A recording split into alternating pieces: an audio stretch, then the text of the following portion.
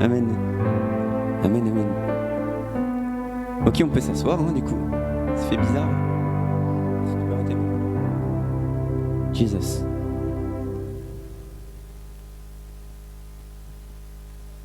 Amen.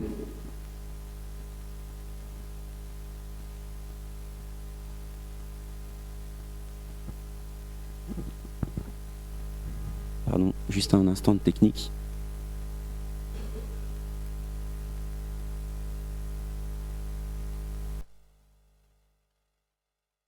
Amen.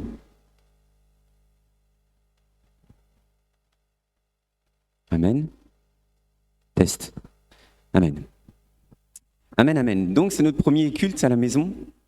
Ça va bien se passer. Parce qu'on a besoin de s'entretenir avec l'eau de la parole. Parce que si on ne s'entretient pas avec l'eau de la parole, eh ben on sèche. Et si on sèche, eh ben on ne sert à rien dans le corps de Christ.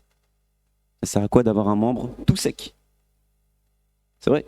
Ça sert à quoi d'avoir un membre tout sec? Un membre sec. Quand ta jambe elle est sèche, tu as un peu de mal à marcher. Quand ton bras il est sec, tu as du mal à tenir des choses. Amen. C'est important. Je vous remercie d'être attentif. Et je vous remercie vraiment de vous sentir concerné par ce qui se dit. Tant qu'on ne demeure pas dans la parole de Dieu, on sèche. Peu importe les prophéties qu'on a mises sur vos vies. Tant qu'on ne fait pas le désir de notre cœur, qui est Jésus-Christ, qui est la parole de Dieu, alors on reste dans cette terre, on demeure dans cette terre, et cette terre passera. Tu as obtenu le salut gratuitement, tu n'as rien eu à faire, si ce n'est que de reconnaître, et tout le reste de ton temps, tu en as fait quoi? Tout le reste de ton temps, tu en as fait quoi? Il faut se poser la question sérieusement. On va lire un verset dans la loi, Jésus est venu accomplir la loi. Mais on va lire un verset dans la loi. Parce que du temps de Jésus, il n'y avait que la loi et les prophètes. Donc on peut toujours extraire des versets du Nouveau Testament en se disant « ça c'est pour moi, c'est bon, maintenant je peux retourner dans le monde pépère ». Pas du tout. La loi et les prophètes est là pour t'enseigner. Parce que Jésus est la parole, et du temps de Jésus, la parole c'était la loi et les prophètes. Amen. Je lis pour vous, on est dans Lévitique 21. Lévitique 21, à partir du verset 17. Écoutez bien. Écoutez bien.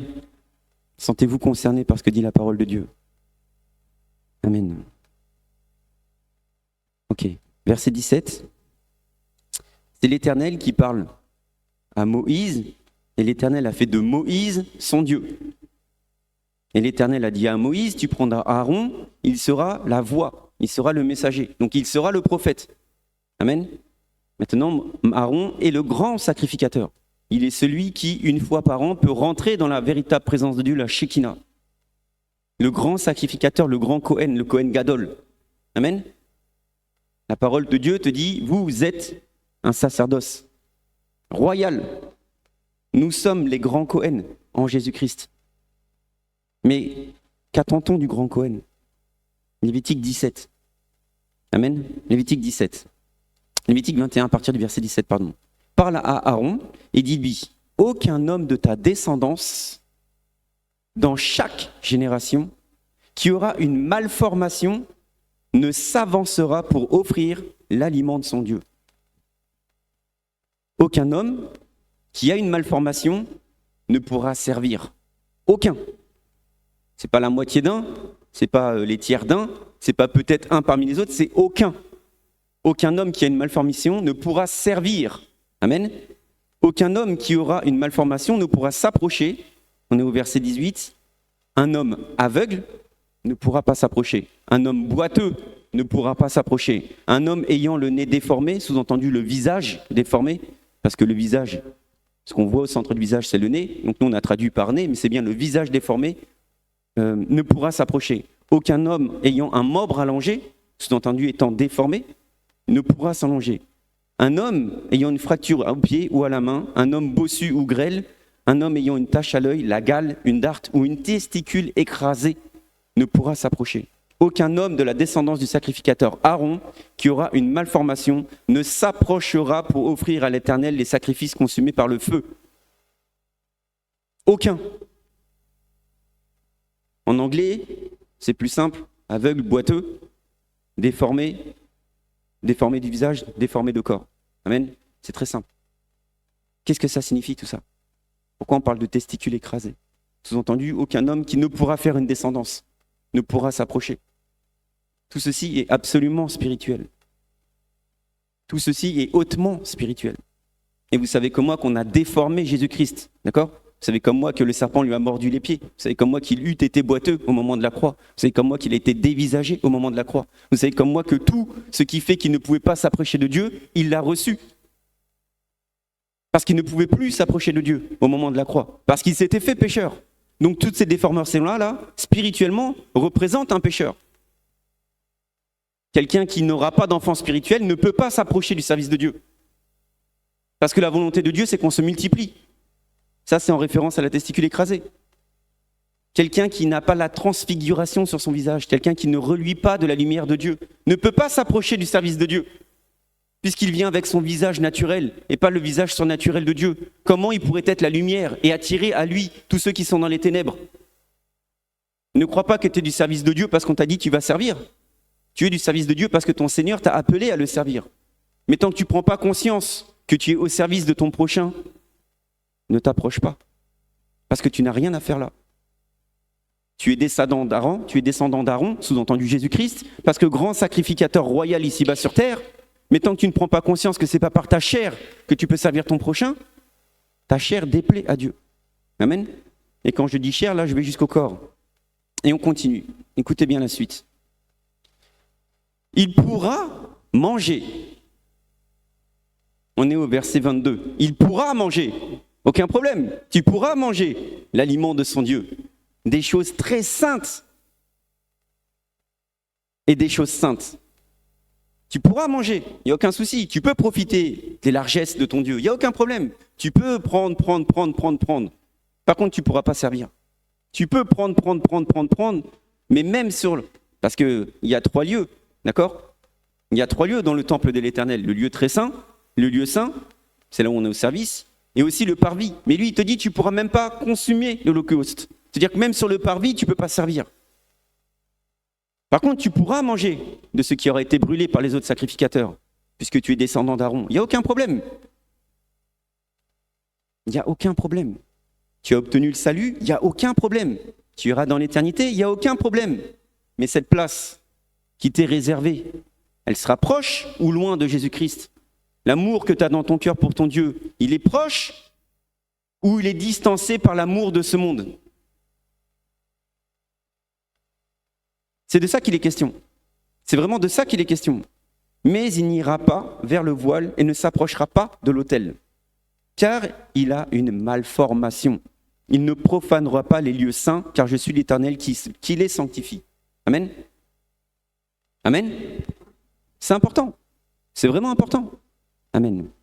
Jésus reprend, mais pas sévèrement, avec beaucoup d'amour. Il dit, hé les gars là, vous êtes partis vous là, vous mélangez avec les prostituées du temple à Éphèse. C'est pas n'importe quel temple, c'est le temple de la haute prostitution. Vous êtes partis souiller, vous êtes partis salir le corps de Christ. Alors l'apôtre leur dit, mais vous ne savez pas que vous êtes le temple du Saint-Esprit. Le temple du Saint-Esprit. Pour qu'il y ait une conscience qui se réveille. Pour qu'à un moment donné, dans son fort intérieur, on se dise, oula, je ne peux pas continuer de marcher de cette façon. Je ne peux pas continuer toute ma vie sur terre de salir et de souiller le temple que le Seigneur m'a donné. Puisque Jésus te dit, je m'en vais parce qu'il y a beaucoup de lieux, beaucoup de pièces, beaucoup d'habitations dans la maison de mon Père. Et toi, tu dis, « Oh, c'est cool, je vais attendre de mourir et j'irai dans une des pièces qu'il a mis en réserve pour moi. » Mais c'est que tu n'as pas compris. Le Père et Jésus ne font que un.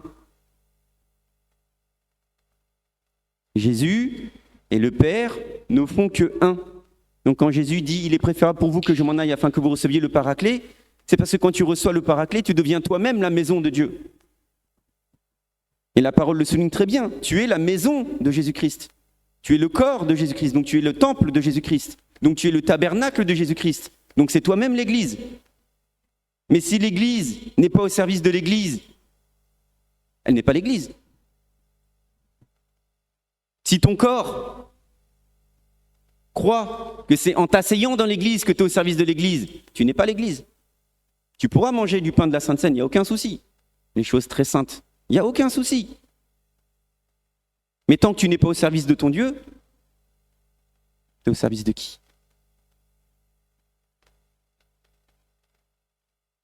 Tant que tu n'es pas au service de ton Dieu, tu es au service de qui? Pose-toi la question. Sérieusement, pose-toi vraiment la question. Amen. Dans une maison, il n'y a pas seulement des vases d'or et d'argent, mais il y en a aussi en bois et en terre. Jésus a fait de toi un vase, mais Jésus te dit attention parce que le monde forme aussi. Lui, c'est un vase préparé d'avance, il t'a évasé pour recevoir de l'huile, mais le monde te forme de l'extérieur pour t'empêcher, pour refermer le couvercle, pour t'empêcher de recevoir l'huile. Mais comme nos yeux sont sans cesse tournés vers le monde, surtout ici à Madagascar, quand on est fils d'expatriés, surtout ici à Madagascar, quand on se croit riche, surtout ici à Madagascar, quand on croit qu'on peut tout acheter, des servantes, une maison, une piscine, des loisirs, H24, le monde, le monde, le monde, le monde, le monde, le monde, quelque chose que tu ne peux pas faire en France, mais comme un bon gros vasa, tu débarques ici et tu peux même t'acheter des services auprès des jeunes filles. Parce que ça ne coûte pas cher. Ici, un verre de Ricard, c'est 2 €. En France, tu ne pouvais pas, tu n'avais pas assez d'argent. Mais ici, tu peux te permettre. Le monde, le monde, le monde, le monde, le monde. Ça referme le couvercle. Donc au lieu d'être au service de Dieu, tu es au service du monde. Sous-entendu, au service du diable. Tu pourras manger les choses très saintes. Il n'y a aucun souci. Mais tu ne peux pas servir ton Dieu tant que tu es déformé. Et Jésus a tout fait en sorte que tu puisses voir et être la transfiguration sur terre, la lumière de ce monde, briller, scintiller, être lumineux. Mais toi, tout est fait en sorte que tu mettes le couvercle pour t'empêcher de briller. Jésus te dit, mais en fait, la lumière, elle n'est pas faite pour être mise sur la terre. Elle n'est pas faite pour être mise sur la terre. C'est-à-dire, avec le diable, elle est faite pour être mise tout en haut, sous-entendu dans le ciel des cieux, pour briller largement. Tu es fils d'Aaron. Il n'y a aucun problème.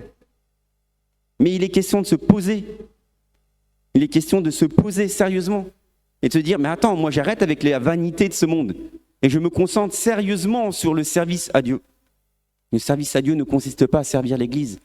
Le service à Dieu consiste à servir son prochain. Amen. Je relis. Dans une grande maison, il n'y a pas seulement des vases d'or et d'argent, mais il y en a aussi en bois et en terre. L'or et l'argent appartiennent à Dieu. Le bois et la terre appartiennent à ce monde. Les uns pour un usage noble et les autres pour un usage vil. Le vent, le néant, le rien du tout. Si quelqu'un se purifie, il sera un vase à usage noble, sanctifié, utile à son maître, propre à toute œuvre bonne. Ok, tu crois que ça concerne l'éternité? Ton éternité commence sur terre. Tu crois que ça concerne le paradis? Ton paradis doit se vivre sur terre. Tu crois que tu seras utile à ton maître quand tu seras dans sa maison? Mais tu es sa maison. Tu es la maison de ton maître. C'est toi-même la maison de ton maître. Amen. Tu continues. Amen. Tu continues. Il est question de purifier. Éphésiens 5, 27. Pour faire paraître devant lui cette église glorieuse, sans tache, ni ride, ni rien de semblable, mais sainte et sans défaut. C'est ça. C'est ça le sacrifice que l'on doit donner à notre Dieu. C'est ça le sacrifice qui était donné du moment où tu respectais la loi avec ton agneau devant le sacrificateur. Ne crois pas que tu venais avec un agneau bourré de défauts, qui se tapait la gale, qui manquait des poils, qui boitait, qui était aveugle. C'est pas agréé de Dieu. Tu venais avec un sacrifice saint, parfait, qui donnait une odeur agréable à Dieu. Certains font le parallèle avec l'offrande. Tu viens avec de l'argent dans ton église, tu donnes 10 cents. Ok, mais il n'est pas question de ça. Il est question de toi. Tu t'approches de ton Dieu en étant boiteux, tu fais mal. Tu t'approches de ton Dieu en n'apportant jamais la bonne nouvelle, parce qu'ils sont beaux les pieds de ceux qui annoncent la bonne nouvelle, ceux qui ne sont pas boiteux. Là, tu plais à Dieu. Là, tu es agréable. Jésus te dit, laisse. C'est des aveugles qui conduisent des aveugles. Tu dois venir avec un sacrifice, avec un animal qui n'est pas aveugle. Quand tu n'as pas la révélation, tu es aveugle. Quand tu crois que tu sais, je te dis que tu ne sais pas. Mais si toi tu dis, mais si je sais, la Bible dit que, moi je te dis, tu es aveugle. Donc tu dois t'approcher de Dieu avec un cœur pour apprendre, pour te laisser révéler par le Saint-Esprit. Parce que la lettre tue, c'est le Saint-Esprit qui vivifie. Et toi tu dis, je sais, mais moi je te dis, tu ne sais pas. C'est parce que tu dis que tu sais que tu es aveugle. Et quand tu es aveugle, tu ne plais pas à Dieu en ce qui concerne le service. La lèpre, on en a parlé 1000 fois. Tu es lépreux. Tu es né lépreux. Tu as été purifié, lavé, sanctifié en Jésus-Christ. Mais il faut avoir la révélation. Parce que dès lors que tu n'es pas lu dans la révélation, tu te retapes une lèpre. Instantanément. Tu te retapes une lèpre et tu déplais à Dieu. Parce que ton corps déplaît à Dieu. Ta chair déplaît à Dieu. C'est pour ça qu'au moment de l'enlèvement, il y aura une transfiguration jusque dans ton corps. Parce que ton corps est corruptible, il est corrompu par ce monde. Afin que tu deviennes ce fameux vase d'honneur. Et pas un usage vil, mais un usage noble. Amen. C'est très important. Vraiment, c'est très important. Il est écrit. 2 Pierre 1,10. C'est pourquoi, frères, efforcez-vous d'autant plus d'affermir votre vocation et votre élection. Tu dois affermir ta vocation, ce pour lequel le Seigneur t'a appelé, et ton élection, ce pourquoi tu as choisi de reconnaître Dieu dans ta vie. Efforce-toi. C'est ça la sanctification. Efforce-toi tant que faire se peut de pouvoir travailler pour le Seigneur et œuvrer pour le royaume, plutôt que de continuer de bouffer et de te corrompre dans cette terre. Efforce-toi, dit Pierre, bâtisseur de l'Église. Il est dit quelque part qu'il est le responsable de l'Église, Pierre. Amen. En le faisant, vous ne broncherez jamais. En le faisant, tu broncheras jamais. Tant que ton regard il est tourné sur le service, tu broncheras pas. Tant que ton regard n'est pas tourné sur le service, tu es en train de broncher. Et broncher, c'est ce qui empêche de servir. Broncher. Amen. Jacques 3, 2. Nous bronchons tous de plusieurs manières. Et si quelqu'un ne bronche pas en parole, c'est un homme parfait. C'est un homme complet. C'est un homme qui est rempli de Dieu. C'est un homme parfait. D'accord ? Capable de tenir tout son corps en bride. Tout son corps en bride. Tu es le corps du Saint-Esprit. Ton corps est le temple du Saint-Esprit. Toi-même, tu es la maison de Dieu. Tu peux tenir tout ton corps et qui empêche de manifester la gloire de Dieu dans ta vie en bride, dès lors que tu ne bronches pas. Dès lors que de ta bouche ne sortent que des paroles édifiées, pour enseigner, pour exhorter, pour redresser, et pas des paroles pour acheter, pour méditer, pour maudire. Réfléchis un instant. C'est quand la dernière fois que tu as enseigné? Vraiment? Réfléchis. Nous, à Don de Grâce, on donne la chair, on donne l'exhortation à tous. Mais toi, c'est quand que tu as exhorté? C'est quand que tu as enseigné? C'est quand que tu as appris quelque chose sur l'affaire de Dieu à quelqu'un? C'est quand que tu as ramené à la lumière, toi qui es la lumière, quelqu'un qui est dans les ténèbres? C'est quand? Rappelle-toi, c'est quand que tu as ouvert ta bouche pour acheter des choses, acheter.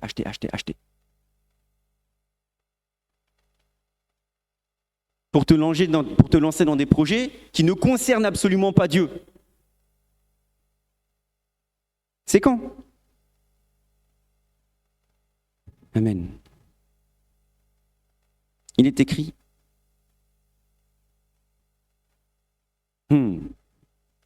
Romains 6, ça fait bizarre. Romains 6, pour vous montrer à quel point nous sommes le corps de Christ et par rapport à l'attitude qu'on a ici dans ce monde. Romains 6, 12, 14. Que le péché ne règne donc pas dans votre corps mortel. Ça rejoint ce que vient de te dire. Efforcez-vous. Donc que le péché ne règne pas. Ne te laisse pas dominer par la convoitise de la chair. Laisse-toi dominer par le service vers ton Seigneur. Que le péché ne règne pas dans votre corps mortel et n'obéissez pas à ces convoitises, les convoitises de ton cœur, les convoitises de ton corps. Amen. C'est une injonction. Hein. Ne livrez pas vos membres au péché comme armes pour l'injustice, mais livrez-vous vous-même à Dieu. Comme des vivants revenus de la mort, et offrez à Dieu vos membres comme armes pour la justice. Le péché ne dominera pas sur vous, car vous n'êtes pas sous la loi, mais sous la grâce. Amen. Amen. Les petits, ils n'écoutent pas. Hein. C'est grave, ça. Ils ne se sentent vraiment pas concernés, j'aime ça. Amen. Ne livre pas ta pensée. En fait, ne livre pas ta journée à tes désirs. Ne livre pas tes journées à ta convoitise. C'est ce qui est écrit. Livre ta journée à la justice de Dieu. Au moins une journée par semaine, au moins une. Mais si tu crois que ta journée par semaine consiste à t'asseoir dans une église pour écouter un sermon et repartir comme tu es venu, je te l'ai dit, tu n'étais au service de personne. Amen. Je vous exhorte donc, frères, par les compassieux de Dieu, à offrir vos corps comme un sacrifice vivant, saint, agréable à Dieu, ce qui sera de votre part un culte raisonnable. Romains 12. Et je vous exhorte donc, je vous redresse donc, je vous dis avec fermeté donc d'offrir vos corps. Mais quand tu offres ton corps, crois-moi que tu as déjà offert ton âme. Esprit, âme et corps. Quand tu offres ton corps, le seul lien qui te rattache avec le diable, crois-moi que tu as déjà offert ton âme. Parce que quand tu offres ton corps, ton âme guide ton corps. Et il est écrit que la langue est responsable d'un grand feu. C'est pour ça qu'on met des morts sur les chevaux, afin de guider tout le corps. C'est en cela que l'apôtre dira, celui qui tient son corps en bride est un homme parfait. Donc, quand tu donnes ton corps à Dieu, crois-moi que ton âme est déjà basculée dans la présence de Dieu. Amen. Amen. Mais Christ, on parle de la maison. Hébreux 3,6. Mais Christ l'est comme un fils sur sa maison. Nous sommes sa maison. Nous sommes la maison de Christ. Si nous retenons l'assurance et l'espérance dont nous nous glorifions. Hébreux 3,6. Nous sommes la maison de Christ. Nous sommes sa maison. Quand Jésus te dit « Je m'en vais vers le Père », parce qu'il y a beaucoup de demeures dans la maison de mon Père, c'est fait. Nous sommes sa maison. Hébreux 3,6. Tu es la maison. Et tout ce qui t'empêche de prendre conscience que tu es la maison de Dieu, ça doit brûler. C'est comme ça que les langues de feu sont venues. Les langues de feu sont venues brûler tout ce qui empêchait à ta conscience de prendre conscience que tu es la maison de Christ. C'est pour ça qu'il y avait un feu. Parce que le feu dévore. La langue mange. Langue de feu, ça dévore toute résistance qui t'empêche de basculer pleinement dans l'esprit. Mais les langues de feu, il faut qu'elles viennent dévorer de temps en temps. Il faut qu'elles viennent rabrûler un petit peu de temps en temps. Les consciences endormies, les consciences éloignées, les consciences qui sont plus rattachées ici-bas vers ce monde que rattachées dans le cœur de Christ en toi, puisque tu es sa maison. Amen. C'est vraiment important. Le service de Dieu consiste à le glorifier. Le service de Dieu ne consiste pas à te glorifier, consiste à faire répandre la gloire de Dieu partout où tu vas. Quelqu'un s'approche de toi, il ne repartira pas de là comme il est venu, puisque tu es la lumière de ce monde. Quelqu'un s'approche de Jésus, est-ce qu'il repartait comme il est venu?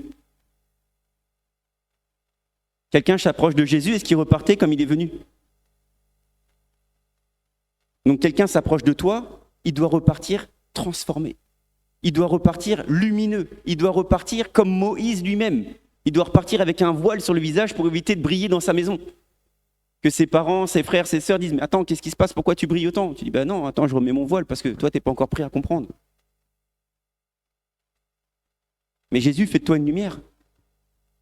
Et la lumière jaillit du temple. Nous, dans nos églises chrétiennes, on met des vitraux, on met des fenêtres pour que la lumière rentre dans l'église. Mais dans le temple, il n'y a pas de fenêtre. Dans le temple, c'est la Ménorah, la lumière. C'est toi, la lumière. Les 7 esprits de Dieu font de toi la lumière. Les 7 flammes, c'est toi, la lumière. Donc quelqu'un s'approche du temple, il brille. Mais il faut que tu prennes conscience que tu es le temple. Il faut que tu prennes conscience que tu es la maison. Il faut que tu prennes conscience que, étant la maison de Dieu, tu dois rendre un culte raisonnable à Dieu en offrant ton corps tout entier, ton âme, qui est comprise dans ton corps, afin d'enfin servir ton Dieu, et lui seul. Afin enfin de servir ton Dieu et lui seul, et pas ton propre ventre, et pas tes propres besoins, et pas tes propres projections. Comment je vais faire? Comment je vais faire la semaine prochaine pour manger? Comment je vais faire la semaine prochaine pour m'habiller? Comment je vais faire la semaine prochaine pour? Comment je vais faire demain? Comment je vais faire ce soir? Ta pensée doit être tournée vers la maison. La maison, c'est sa maison. Tu es la maison. Amen. Amen. Et c'est pour ça que Jésus te dit que nous sommes sa maison. Et Jésus n'est jamais venu. Jésus n'est jamais venu pour dire il y a un courant catholique, il y a un courant protestant, il y a un courant baptiste, il y a un courant anabaptiste, il y a un courant je sais pas quoi, il y a des courants de paumés. Pas du tout. Nous sommes la maison de Dieu. Nous sommes le temple du Saint-Esprit. Nous sommes le corps de Christ. Nous sommes. Et que tout ce qui empêche à tous ceux qui sont tournés par l'esprit de ce monde d'être réveillés, enseignons-les. Exhortons-les. Relevons-les. Parce qu'ils sont trop englués. Que tous ne soient pas des usages vils. Que tous ne soient pas des pots de terre. Que tous ne soient pas des pots inutiles. Mais que tous se réveillent. Que tous se redressent afin de recevoir l'onction royale, l'or. Parce que la volonté de Dieu, c'est que sa mission brille. Les apôtres regardent le temple et disent « Waouh, c'est magnifique, t'as vu ça Jésus? Regarde Jésus, le temple, comment il est merveilleux !» Jésus te dit « Il ne restera pas pierre sur pierre. » Parce que c'est toi, l'édifice de Jésus-Christ. C'est pas toi parce que tu es protestant. C'est pas toi parce que tu es pentecôtiste. C'est pas toi parce que tu es de la nouvelle génération. C'est pas toi parce que tu es tout ce que tu te détermines comme étant être. Tu es le temple. Amen. Amen. Donc on doit te voir comme étant le temple. On ne doit pas te voir comme étant celui qui a besoin de quelque chose. On doit te voir comme étant celui qui doit donner quelque chose. Amen. Amen. Amen, amen. C'est un petit enseignement, vraiment un petit enseignement, pour nous montrer que souvent on se perd. Souvent on perd son énergie. Souvent on se concentre sur tout autre que notre vocation. Souvent on se concentre sur tout autre que notre élection. Si tu as été élu avant la fondation du monde, que tu as attrapé l'élection, c'est pour une vocation. Si dans ta vocation, le Seigneur t'appelle, parce que le Seigneur appelle certains de ses enfants à le servir, ils appellent au ministère, mais que chaque jour que Dieu fait, tu te concentres sur toute autre chose que ta formation au ministère, à quoi ça sert? Non, vraiment, à quoi ça sert? À quoi ça sert? Si tu ne rentres pas sérieusement dans la formation de ton ministère, à quoi ça sert? À quoi ça sert?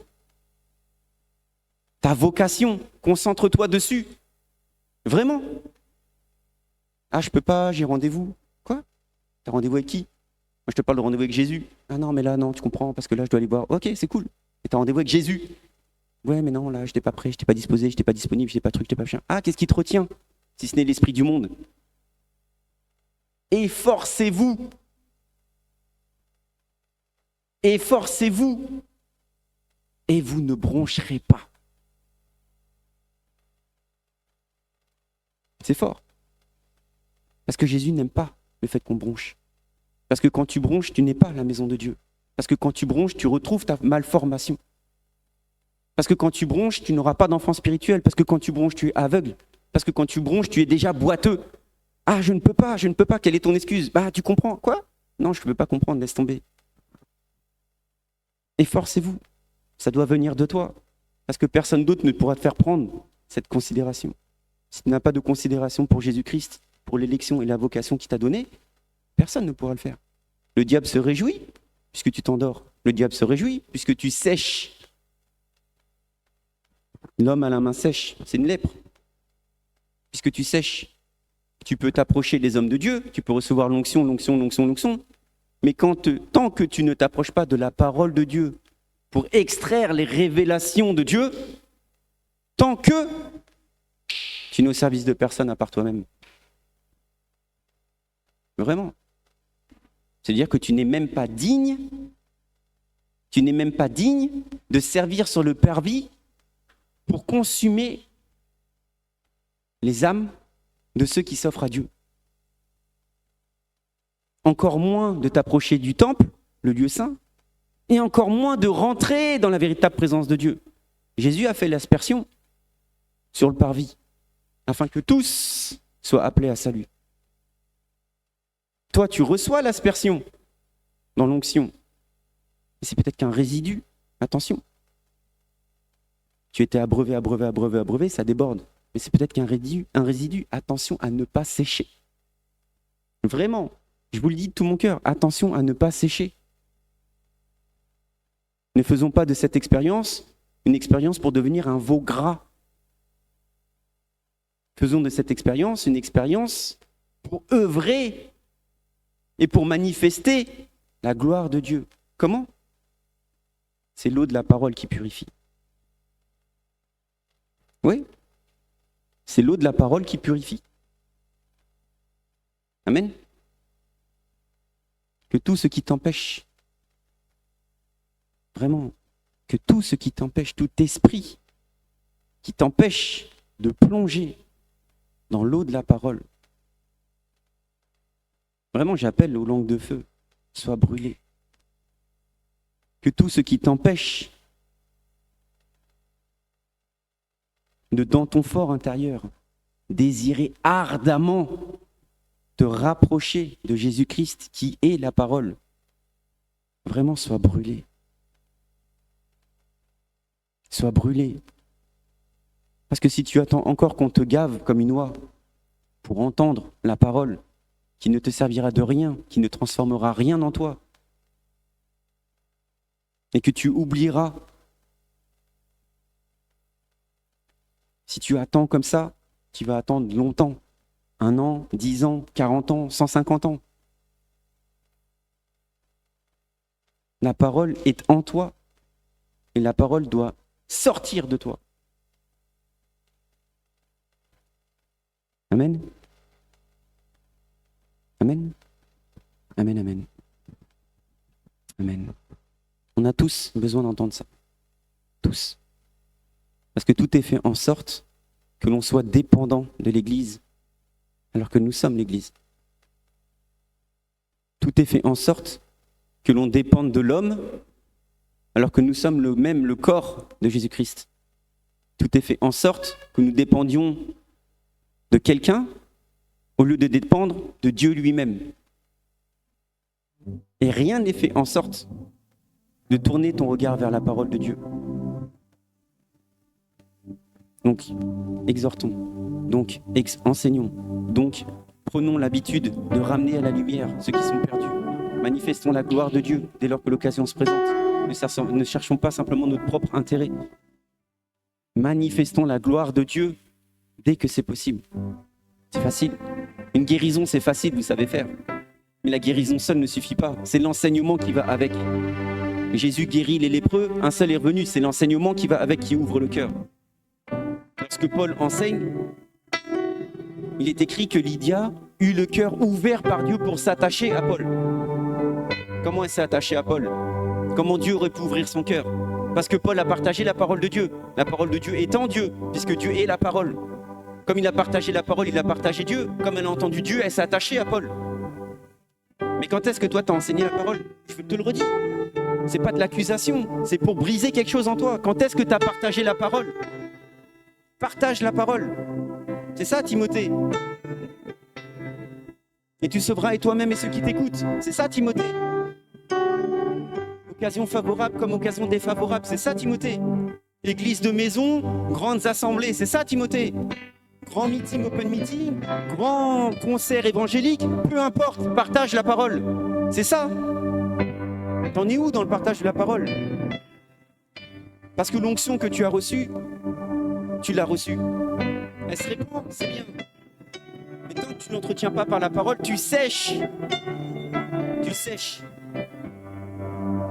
Tu sèches. Amen. Merci Jésus. On a besoin de docteurs. On a besoin de plus de docteurs de la parole. Et pas des faux docteurs en théologie. On a besoin de docteurs révélés. Des docteurs qui ont une intimité avec le Saint-Esprit pour révéler les profondeurs de la parole. On a besoin de ça. Et on est tous docteurs. Mais rien en nous ne veut rentrer dans ce doctorat.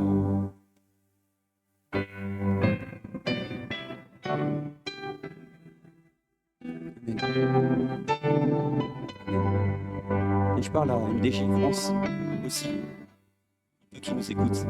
Et je crois qu'il y en a certains qui vont nous écouter. Amen. Amen, amen.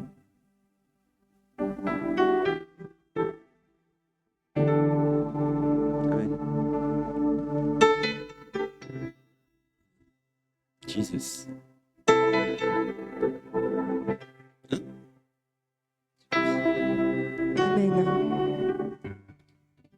La parole en 1 Pierre 2,4 te dit « Approchez-vous de lui, pierre vivante, rejetée par les hommes, mais choisie et précieuse devant Dieu. Et vous-même, comme des pierres vivantes, édifiez-vous pour former une maison spirituelle, un saint sacerdoce, afin d'offrir des victimes spirituelles agréables à Dieu par Jésus-Christ. » C'est ce que le Seigneur m'a donné là. Et en fait, l'image qu'il m'a donnée, c'est que Jésus est la pierre vivante et la pierre angulaire. La pierre angulaire, c'est celle qui te permet de tenir. D'accord ? C'est comme le coude qui permet au bras de bouger, qui articule. D'accord ? Et la pierre vivante, c'est celle qui tient tout. Si la pierre angulaire n'est pas là, tout s'écroule. Amen. Et nous sommes les pierres vivantes, c'est-à-dire pierres vivantes parce que toutes remplies du Saint-Esprit. Et en fait, toutes les pierres que nous sommes forment le temple. En fait, on est la maison de Christ parce que nous sommes une des pierres de cette maison. Et cette maison qu'on est, ces temples mouvants que nous sommes, tous ensemble, nous formons la maison, l'Église, tous ensemble. Vous voyez ? Et c'est vraiment cette image de se dire que dans chacune des pierres, il y a la présence du Saint-Esprit. Comme quand tu allais dans le temple, le saint, il y avait le lieu très saint où était la présence de Dieu palpable, fort. Mais tout était saint. Amen. Même sur le parvis, ça commençait déjà. Mais la maison en elle-même est sainte. Et c'est nous, ces pierres vivantes. Une pierre, une pierre, une pierre, une pierre, une pierre, une pierre, une pierre, une pierre, une pierre, une pierre. C'est la maison. Et c'est nous. Amen. Et cette maison, je relis. Cette maison, je le relis. Approchez-vous de lui. Donc approchez-vous de Jésus-Christ. Pierre vivante. Il n'y a pas de S à vivante là. C'est pierre vivante. Jésus, la pierre vivante. Tel il est, tel tu es. Il est une pierre vivante, donc tu es une pierre vivante. Mais la pierre vivante, Jésus, rejetée par les hommes, mais choisie, précieuse devant Dieu. On s'en fiche, Fanny, de ce que pense l'homme. On s'en fiche de ce que pense l'homme de toi ou la femme. On s'en fout de ce que pensent les autres. Parce que Jésus t'a choisi. Quoi qu'il arrive, il t'a choisi toi. Et c'est son regard à lui, ma Fanny, qui compte. Pas ceux des autres, on s'en fiche. C'est de lui, la manière dont il te voit. Et il te voit comme sa pierre vivante. Et il te voit comme une merveilleuse pierre vivante qui brille. Amen. et vous-même comme des pierres vivantes. Édifiez-vous pour former une maison spirituelle. Édifiez-vous, parlez en langue. Parlez en langue, priez en langue. C'est la prière en langue qui édifie, afin d'affermir cette maison, afin que cette maison soit solide, afin que cette maison ne puisse pas s'effriter, afin que cette maison ne puisse pas être démolie, afin que cette maison ne soit pas séchée au point que l'on souffle dessus et qu'elle s'envole. Édifie-toi, fortifie-toi pour former une maison spirituelle, un saint sacerdoce, afin d'offrir des victimes spirituelles agréables à Dieu, afin que tu puisses aller chercher les victimes que tu vas présenter à Dieu pour qu'il puisse les toucher. Amen. C'est ces victimes spirituelles qui sont agréables à Dieu. Mais ces victimes spirituelles, c'est toi qui dois les amener. Et plus tu vas t'édifier, et plus tu vas te fortifier, et plus tu seras fort pour ne plus avoir de frein, pour ne plus avoir de retenue à aller prêcher. Prêcher concert, comme on a dit, prêcher dans l'église, mais prêcher à tous ceux que vous rencontrez. C'est ça la parole. C'est je prêche à tous ceux que je rencontre. Quelques mots. Mais prêchons.